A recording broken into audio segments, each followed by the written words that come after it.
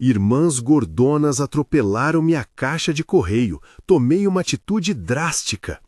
Se isso parece clickbait, ótimo, era exatamente a ideia. Mas antes que você jogue o vídeo no compartilhe e nos comentários, deixa eu contar a história inteira. Por que acordei 3 vezes com a minha caixa de correio espalhada pelo gramado?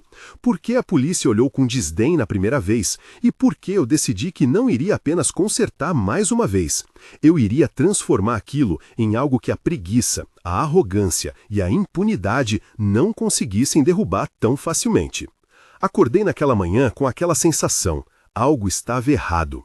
O barbante do jornal se misturava aos estilhaços de madeira, e lá estava ela, de novo, a caixa praticamente arrebentada, pedaços de tinta no chão, o poste torto como se alguém tivesse tentado empurrar o mundo com a tampa da correspondência. Pela 3ª vez. A primeira eu pensei: ufa, acidentes acontecem. A segunda, eu rio com despeito: ok, coincidência estranha. A terceira eu senti algo mais pesado: exaustão. Minha caixa de correio não era um luxo, era um pedaço de rotina. Conta chegando, cartão postal da avó, bilhetes do colégio. Destruir aquilo repetidamente era uma forma de atacar a minha presença ali, a minha estabilidade de vizinhança. E tinha alguém rindo disso. Flashback rápido. A primeira vez foi numa noite chuvosa. Encontrei o corpo da caixa no gramado às 6 horas, molhado, com marcas de pneu ao redor. Eu liguei para a polícia. O atendimento foi educado, mas o oficial que veio, o officer Ramírez, anotou, olhou a cena e disse: "Pode ser acidente, senhor. Suba as fotos no app e vamos monitorar." Perguntei se tinha como fazer uma patrulha noturna, se podiam olhar as câmeras das casas ao redor. Ele respondeu que sem evidência clara de crime não haveria muito o que fazer. Senti que a palavra "pode ser" virava desculpa. Segunda vez. Eles riram, literalmente. Eu achei pedaços da caixa num domingo de manhã, e havia pegadas, marcas e uma pequena garrafa de perfume feminino caída ali, como se fosse troféu. Dessa vez, eu acionei o HOA, a Associação de Moradores, com seu presidente, Mr. Linwood, que é o tipo de pessoa que vive de papéis e protocolos. Mostrei fotos, enviei e-mails com timestamps. Mr. Linwood marcou uma reunião para discutir condutas gerais na comunidade e, no fim, disse que a multa era complicada, sem testemunhas. Ou seja, esperem mais, disse ele com aquela fala corporativa que arrasta tempo como se fosse cobertor. Foi aí que eu comecei a sentir que existia um padrão. E padrões, quando se repetem, pedem registro. Então eu fiz o que as pessoas inteligentes fazem. Comecei a coletar prova. Instalei uma câmera de segurança. Não me pergunte marca nem configurações técnicas, porque eu não vou transformar isso em tutorial. O que importa é que a câmera ficava apontada para a caixa, com um ângulo que mostrava o canteiro, a calçada, a rua. E numa noite, às 2h14, quando eu já começava a achar que estava paranoico demais, a gravação rodou e eu vi 2 silhuetas, talvez rindo, talvez celebrando, e no meio delas o que parecia ser um SUV se aproximando, tocando a caixa e depois o motor acelerando e fugindo. A gravação tinha timestamp no canto, 02/6, 2h14:03. O som do riso era claro. As 2 figuras seguravam algo brilhante, talvez chaves, e andavam de volta ao carro, as mesmas pessoas que eu já havia visto mais de uma vez em reuniões no bairro, Nancy e Bárbara, 2 irmãs que todo mundo conhecia como as irmãs problemáticas. Depois desse vídeo, eu voltei ao officer Ramírez. Mostrei a gravação. O rosto dele mudou pela primeira vez. Não mais pode ser, mas interesse. Ele registrou o BO, pegou a sequência, ampliou o som, colocou o vídeo no sistema. Eu levei também ao HOA. Mr. Linwood, que antes distraía com burocracia, quando viu o timestamp e o riso no áudio, ficou pálido, porque quando a prova era visível, a palavra talvez não servia mais. Mas ainda teve resistência. Nancy apareceu no e-mail do HOA dizendo que era um acidente, o carro escorregou, e Bárbara mandou uma mensagem para uma vizinha dizendo que eu estava exagerando, porque gostava de ser o centro. A polícia abriu um procedimento, mas me alertou. Provar intenção é diferente de provar negligência. E aí as frustrações voltaram. Os mecanismos eram lentos e eu continuava a acordar e ver a caixa destroçada. É com esse histórico que eu decido agir. Agir não significa vingar no sentido violento. Agir para mim era reduzir a margem para que algo assim acontecesse de novo. Eu queria uma solução prática, proporcional. Uma que dissesse: se você acha que pode sair por aí fazendo graça com a propriedade alheia, saiba que agora há registro, há provas e há consequências. Comecei a pesquisar opções que fossem robustas, permanentes e, acima de tudo, legais. Pesquisei códigos da cidade sobre marcação de meio-fio, sobre instalações de receptáculos, conversei com o departamento da prefeitura, mostrei os prints do vídeo, solicitei orientação sobre limites de permissão. Registrei tudo. Quando construir, e digo construir no sentido de contratar e fiscalizar, instruí o pessoal para usar uma estrutura metálica pesada, ancorada em concreto, evitando qualquer linguagem que parecesse um convite à destruição. Nada de medidas, nada de ângulos, nada de como causar impacto. Só queríamos algo que resistisse ao tipo de força que uma batida comum poderia produzir. Uma base que não simplesmente se fragmentasse e rendesse espaço para a impunidade. E antes que me julguem por transformar a calçada em forte, eu verifiquei permissões. Eu cheguei com os papéis na mão, mostrei ao HOA, arquivei a solicitação na prefeitura. Eu não queria abrir uma nova briga legal, queria fechar a que já estava aberta. A montagem foi, visualmente, uma sequência cinematográfica perfeita. Cortes rápidos, trilha crescendo, close-ups de parafusos, mãos sujas de cimento, pó no ar. Mas, e esse mas é importante, isso foi filme para o vídeo, não um manual. Eu disse várias vezes para o pessoal: façam seguro, façam o trabalho certo, sem atalhos. Enquanto isso, todos no quarteirão já conheciam a história. Miss Fleming, a senhora que sempre regava as plantas de toda a rua e que virou testemunha moral da noite, trouxe biscoitos e me deu apoio. Se tem algo errado, a gente registra, ela disse, com os olhos de quem já viu muita coisa. Vizinhos gravaram prós e contras, gente mandou memes, e o WhatsApp do bairro virou um quadro de reclamações e piadas. Isso ajudou, no sentido de que quando uma comunidade vira guardiã, a impunidade diminui. No dia em que instalei a nova caixa, que chamei no vídeo de O Monumento, com aquele ar de gozação, coloquei umas placas informativas. Área monitorada. Não porque eu quisesse ameaçar, mas para deixar claro que dali em diante a visibilidade seria maior. O que eu não poderia prever era que aquilo transformaria a rua inteira em cena de viral. Agora vem o momento que muita gente quer assistir. O ataque número 3, ou melhor, a tentativa de ataque, e a reação que seguiu. Na noite em que aconteceu, eu não estava lá. Estava em casa com a gravação antiga aberta no notebook, a adrenalina batendo como um tambor.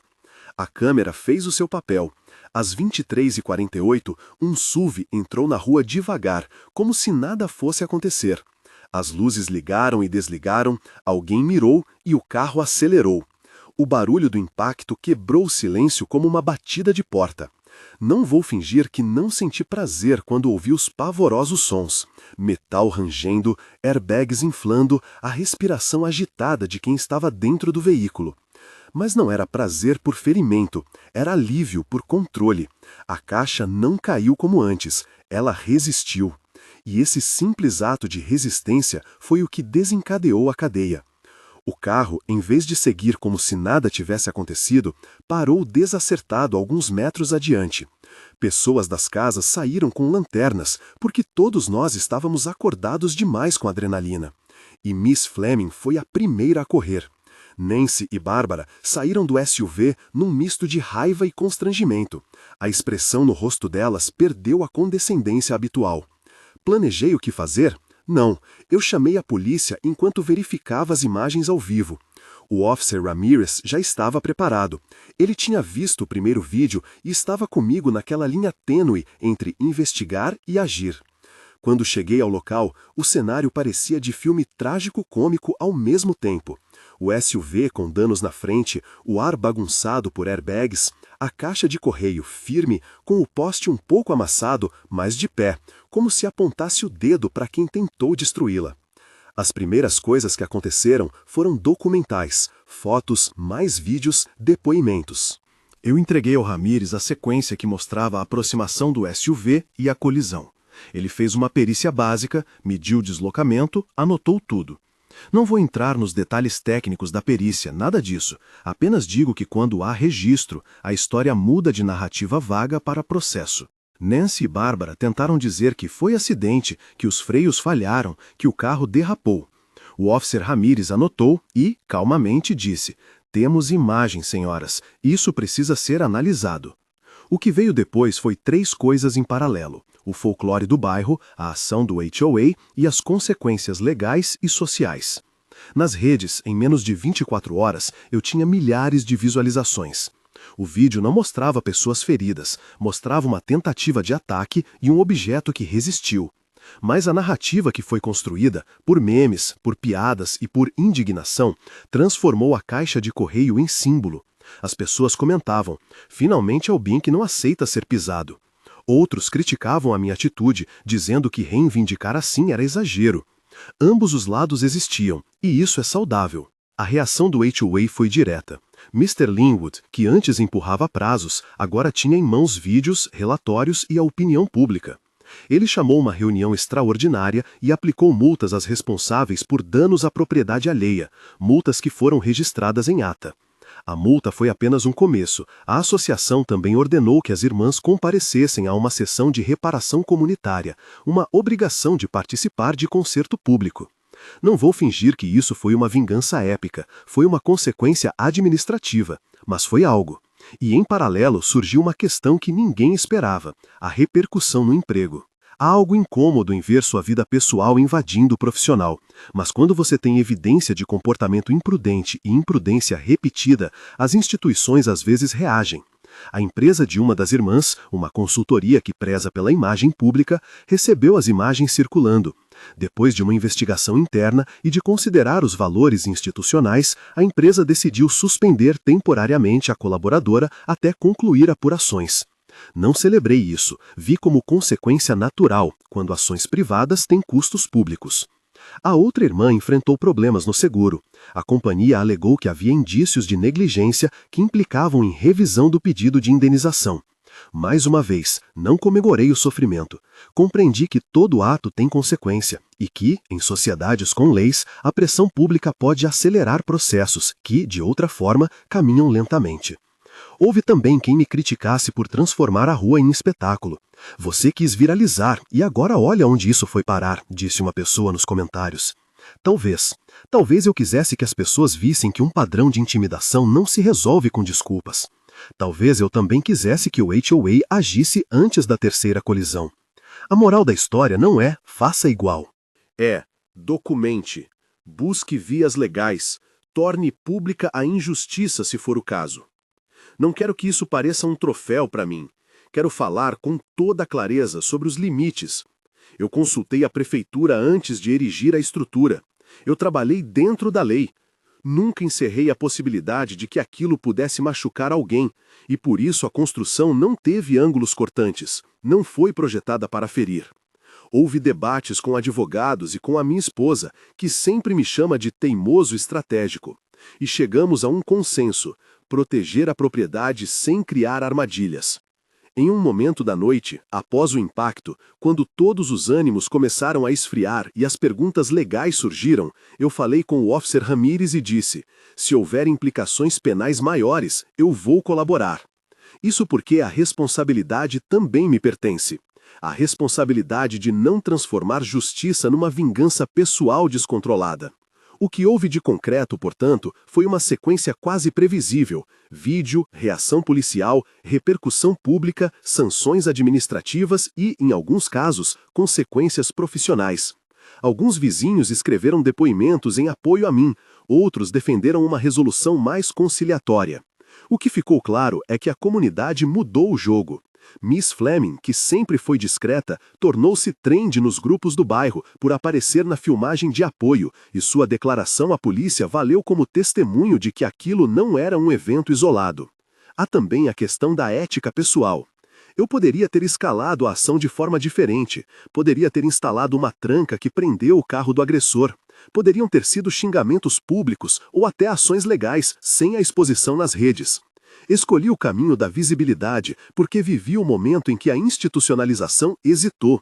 Mas, olhando para trás, reconheço que a exposição pública tem efeitos colaterais. Pode humilhar, pode agravar. Sempre que eu falava com alguém da família das irmãs, senti que havia uma pessoa ali, não apenas um rótulo de vilã. Isso não diminui o erro, mas humaniza a história. Terminada a fase quente, veio a calmaria. A caixa de correio permanece firme. O SUV foi consertado, o seguro fez as suas análises e, em alguns pontos, negou pagamentos que com o tempo foram revistos. Nancy e Bárbara, por sua vez, reduziram as aparições públicas, aprenderam a andar sem bater nas coisas alheias, seja por remorso, seja por medo da vigilância. A paz que se instalou é tensa, porque sempre existe o risco de retorno. Mas existe também uma sensação de que a comunidade agora vigia mais e que a impunidade diminuiu. É justo, é satisfatório. Em partes, ganhei não apenas uma caixa de correio que aguenta uma batida, mas também a certeza de que registrar e denunciar faz diferença. A sensação de catarse é real, mas eu não quero que seja confundida com um convite à vingança. Se tivesse uma moral para deixar, seria esta: documente, use as vias legais, envolva a comunidade e, antes de qualquer coisa, cheque os limites éticos e jurídicos. A linha entre defesa e retaliação é tênue. Pise nela com cuidado. Antes de ir, o recado que eu deixo é o seguinte: se essa história está te prendendo e você quer ver como essa saga se desenrola, se inscreve no canal. Tem mais material, prints, depoimentos e os vídeos que chegaram depois, e eu vou colocar tudo com responsabilidade, sem transformar ninguém em caricatura. No epílogo, aquele momento em que todo mundo respira e pensa no que aprendeu, eu fico com Miss Fleming regando a calçada pela manhã, com Mr. Linwood finalmente cobrando protocolos na reunião do HOA, com Officer Ramirez empenhado em melhorar o acompanhamento de casos repetidos e com o sentimento de que pequenas ações coordenadas derrubam padrões de agressão. Não foi uma vitória épica de herói contra vilões, foi uma sequência de atos responsáveis que juntos surtiram efeito. Se você ficou até aqui, deixa um like, se inscreve no canal e me conta nos comentários o que você teria feito no meu lugar. E se já passou por algo parecido na vizinhança, divide aí a história, sem expor demais ninguém, apenas para a gente aprender junto. Obrigado por assistir, e cuidado, às vezes a paz parece estável até alguém decidir que pisar no outro é entretenimento. Mantemos a câmera ligada.